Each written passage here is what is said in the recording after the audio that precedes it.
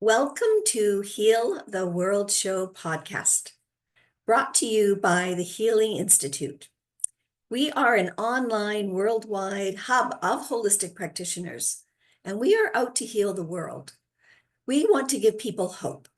We want people to know there are ways to be well and stay well on their health journey, because we're all on a health journey.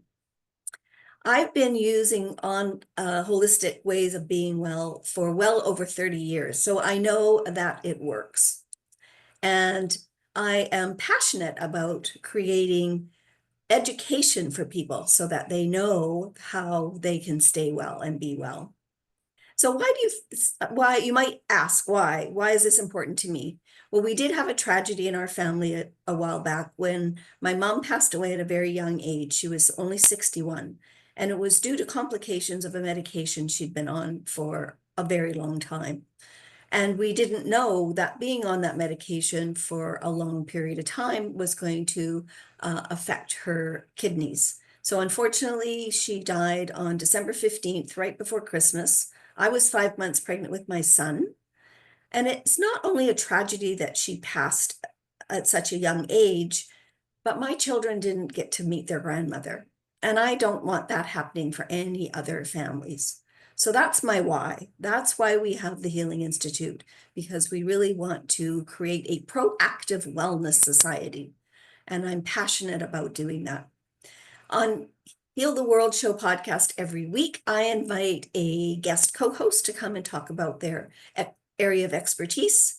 And I am so delighted today to have Brian Baird here with us. Brian is a hypnotist and he is also a business coach.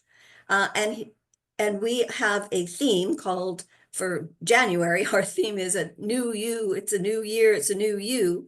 And today we're going to be talking, which I think is so appropriate because it's the last day of January. We're going to be talking about the perfect substitute for New Year's resolutions. Welcome, Brian. How are you today? I'm well. I'm glad to be here. Thank you.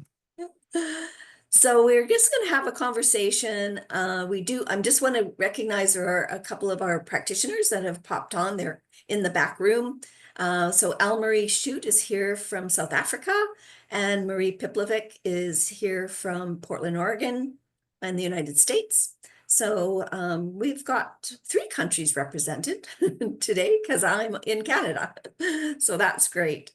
So yeah, tell us a little bit about what you do. How did you get connected with hypnotherapy? Let's talk about that first. Well, it's a loaded thing. I'm a over 5 decades entrepreneur.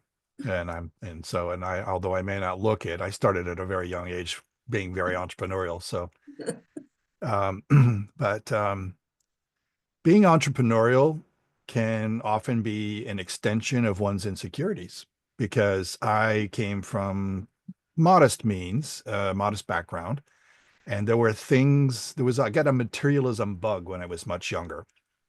I wanted a 10-speed bicycle. I wanted the fanciest sneakers or tennis shoes or whatever you wanted to call them. And they were not going to come from family.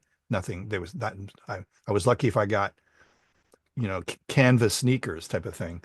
So um, that gave me the entrepreneurial bug because I knew if I could get things done, I could get stuff I wanted. And it was about stuff, and in the end, I still have a lot of stuff, so to speak, but I don't have the same attachments to this things that I did then. But but being an entrepreneur taught me an awful lot about humanity and the human condition and psychology and business and at a certain point along the way, I found I wasn't happy. It took a long time for that to sink in because I was living Yes. very externally and very, curating the image of who I was. And then Stuff doesn't make you happy. yeah, stuff doesn't make you happy, and pretending to be somebody you're not doesn't make you happy either. And along the way, without going through all the gyrations of what happened, I bumped into hypnotherapy as a tool for me. Mhm. It wasn't the only tool, but it was a surprisingly powerful tool since I had for 40 years plus poo-pooed or naysayed or whatever you want to say hypnotherapy or hypnosis, because at the age of 16 I went to go see a class act, stage act type hypnosis guy.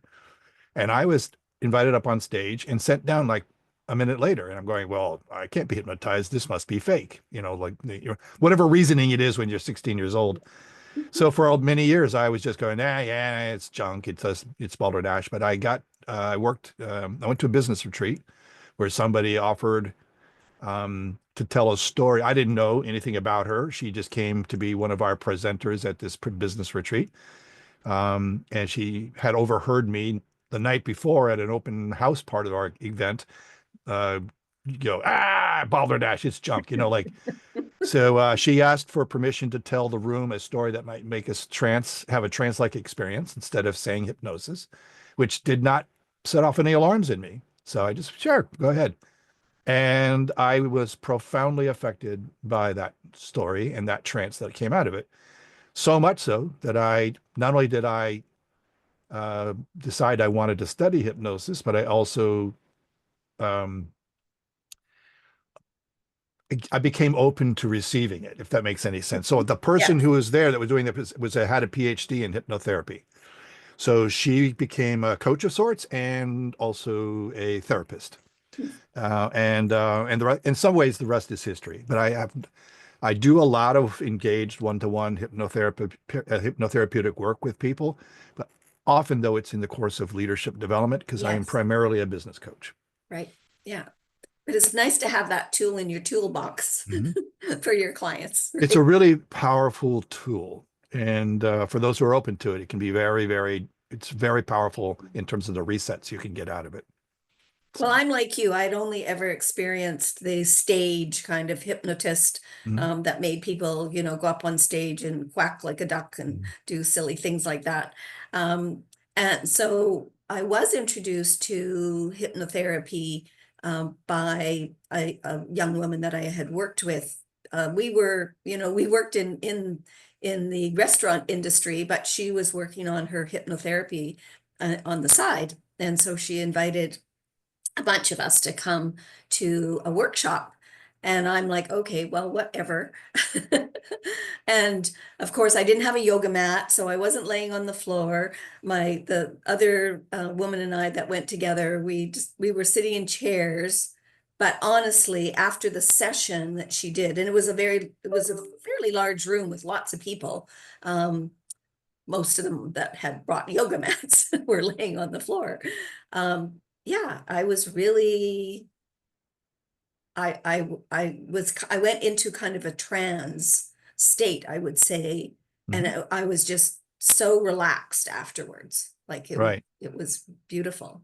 Yeah. Yeah, there's a lot of beautiful, I'm going to call it side effects that you can get out of hypnotherapy. So you could go in for one specific purpose and come out of it with also add-on effects that are beneficial. So yeah, it very can give much like the body code when I do body code with work. And it's like, and the body code, emotion code, EFT, EMDR, all of these modalities have their roles in supporting people and in progression in their journey.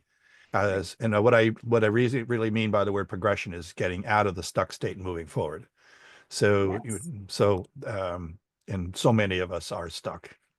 So we have a tendency to do that as humans, right? Yeah. Well, when we put that cloak of safety around us, that can very often be an indicator we're parking ourselves for a little while. So okay, well, let's talk about our subject. The perfect substitute for New Year's resolutions. Tell us about that. Well, arguably, I would say the perfect substitute for New Year's resolutions is not set a New Year's resolution, but yes. But what I have learned over the years that serves me and my clients extremely well is to not even set goals. And the reason for that is that very often a goal is not enough for people to be motivated. It's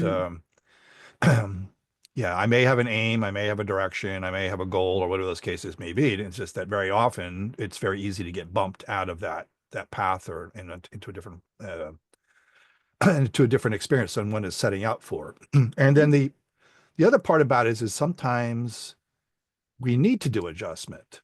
Maybe our goal wasn't the right goal. And then maybe that's part of why we stop, or maybe it's part of why it doesn't work, or whatever the case may be. So I always encourage people to live by a theme. Figure out what that theme means. And I'll give you like a microscopic view of what a theme could be, because I have a very large theme, but a microscopic theme might be, I want a beach body by summertime. And you got And 6 months. and I now let's but usually what happens is I wait until April to get that beach body, whatever the case may be. But but what is this? Let's say it's January and I want to have a beach body, 6 months to have a beach body by summertime.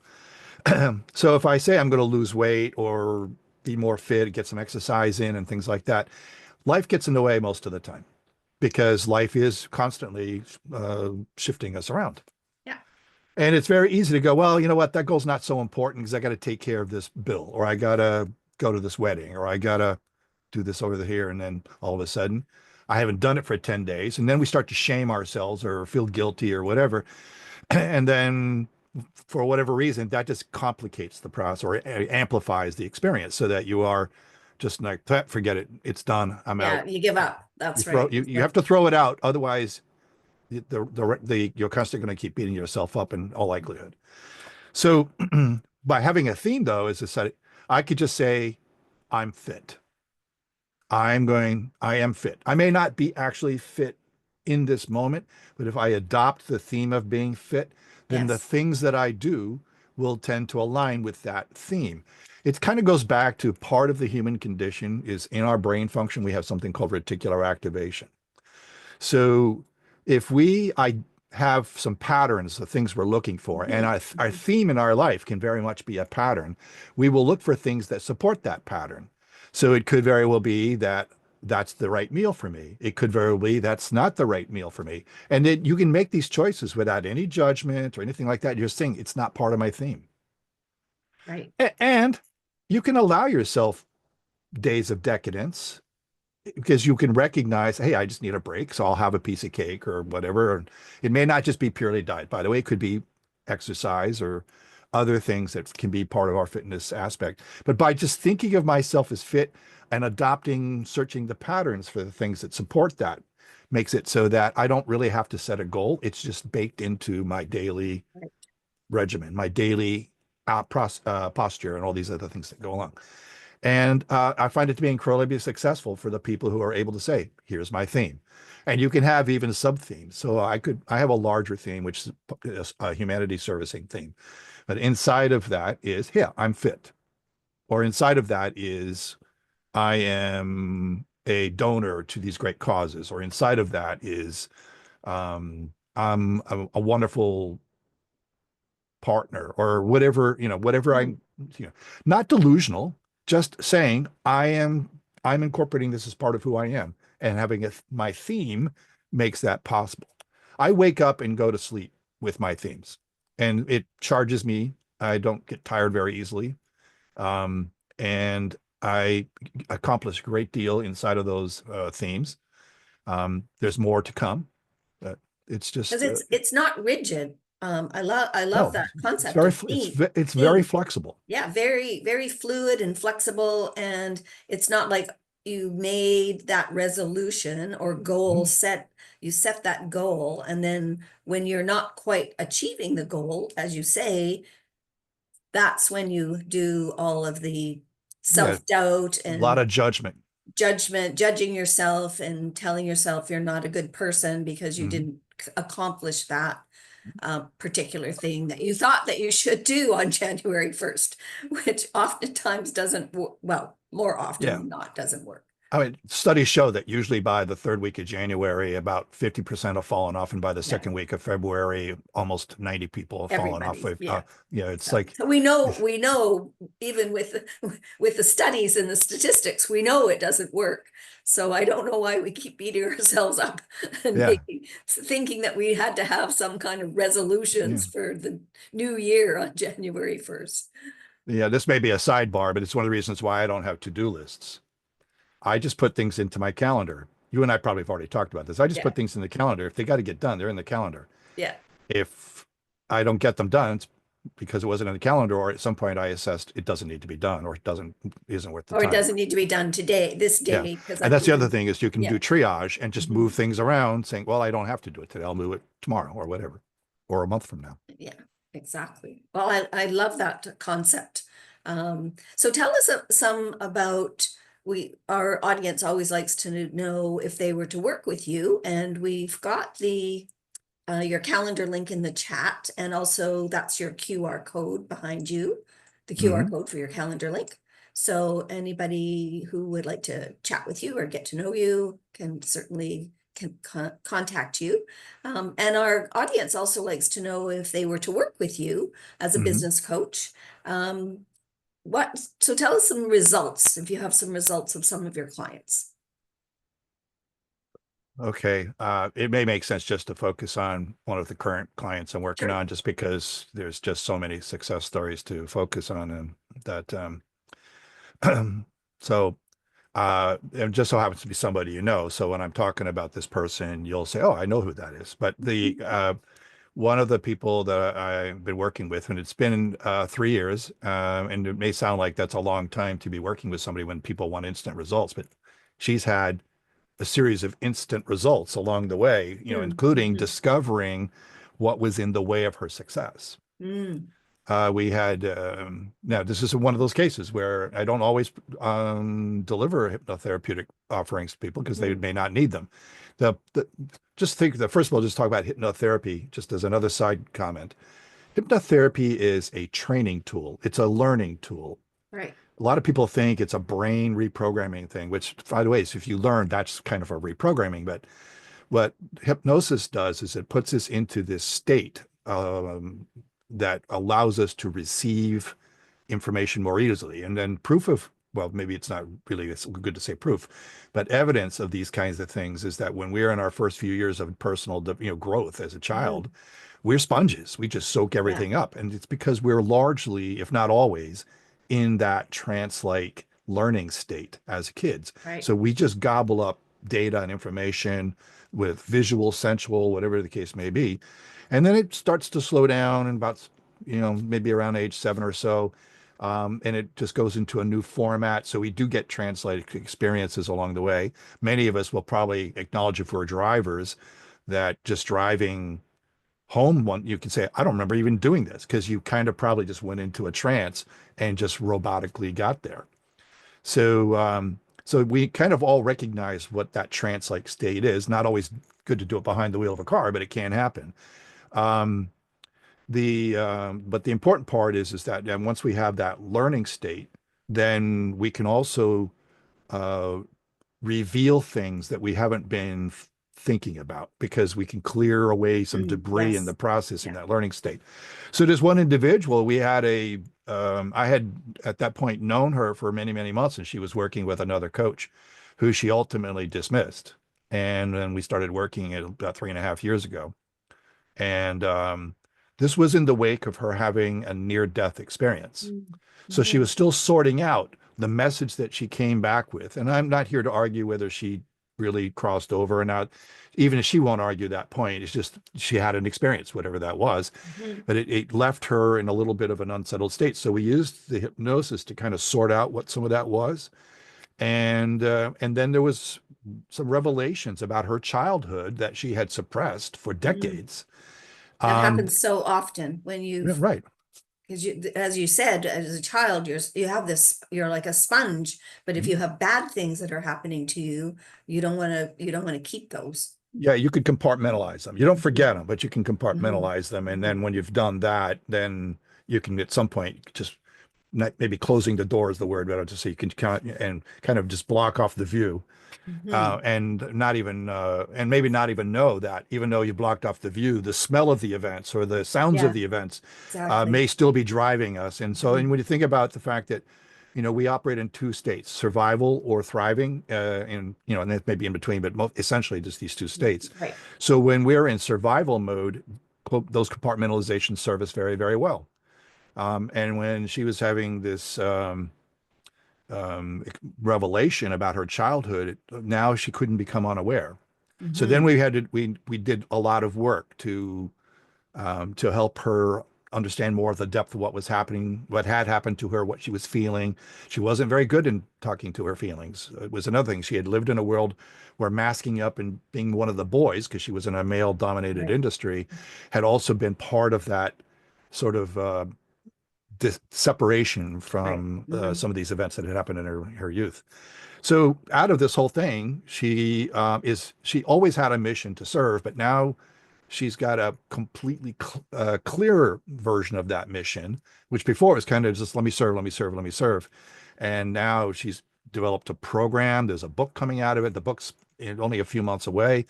There is video work that's already being done now. Wow. There's all kinds of stuff that have been extending out of this, that she's building this platform and Beautiful. business, Yeah. already been a paid speaker on stage twice. All these other things, these remarkable things have been happening. So that's just one story. It's one of the, I have some people I've worked with for 4 or 5 years and some people I've only worked with for 6 months, and each one of them has different requirements and needs. And Beautiful. Well, thank you for giving us that story, because that it really does explain how the hypnotherapy and the business coaching go hand in hand.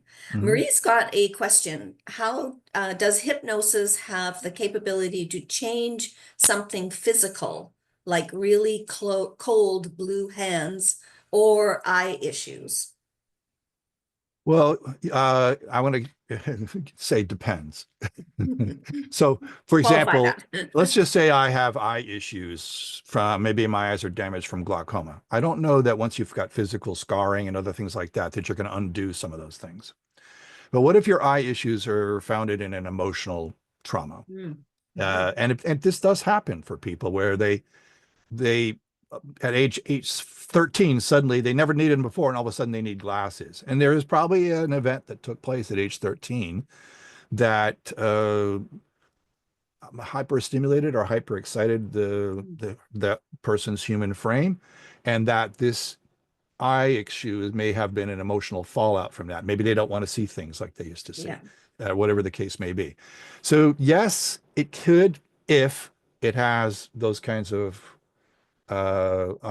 roots in our emotional journey. And then a lot of disease does have emotional roots. Yeah, most Not, definitely. I'm not one of those people who says every disease is, because I think that one of the things you hear about is, oh, you have cancer, it's because this, and this.